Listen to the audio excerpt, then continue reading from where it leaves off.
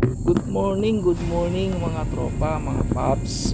Dito tayo ngayon sa may Kasal Street papuntang Legarda. Itong nasa kanan natin is papasok ng Mendiola at ito naman sa kaliwaan is CM to.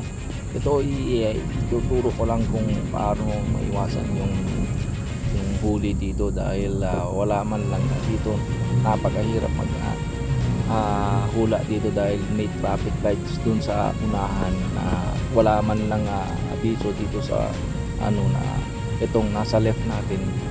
Mamaya kung makikita nyo yung mga nasa left na yan is pa-left din lang mga yan, so hindi pa natin makikita dito yung traffic lights dun sa unahan dahil nga di natin alam na meron pala dun.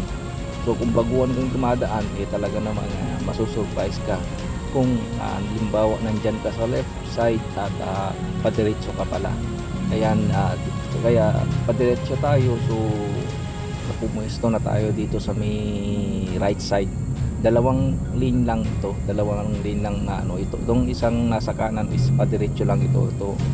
Itong nasa left natin is pa left yan ng sa traffic lights. Yan yung makikita yung yung left side na yan, pa left lang ang mga yan. So kung nandyan ka, surprise ka dito dahil may traffic lights pala dito. So walang sign dyan na merong traffic lights dito at medyo pag di mo rin alam na yung nasa left lang yan ay pa left lang ang mga yan, hindi pwedeng dumiretso. Kung mapapansin nyo dito, maraming enforcer mamaya dyan sa may unahan. So tingnan natin kung may mahuhuli ba sila ngayon kapag natin, kasi lagi akong dumadaan dito, laging may nahuhuli. Kaya ginawa natin itong video nito para sa mga makapanood ay maiwasan nila. So dito guys, mga paps, tinan nyo ay pa-stop na pala.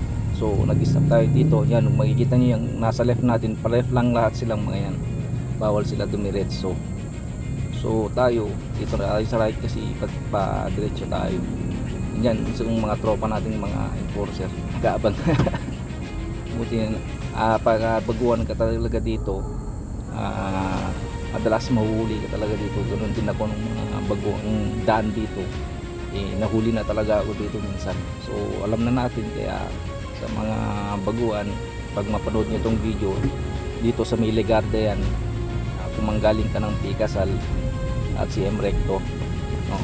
So yun lang guys mga paps, ingat tayo sa biyahe and God bless sa ating lahat. Maraming salamat sa panood at subscribe na lang sa ating YouTube channel. Thank you.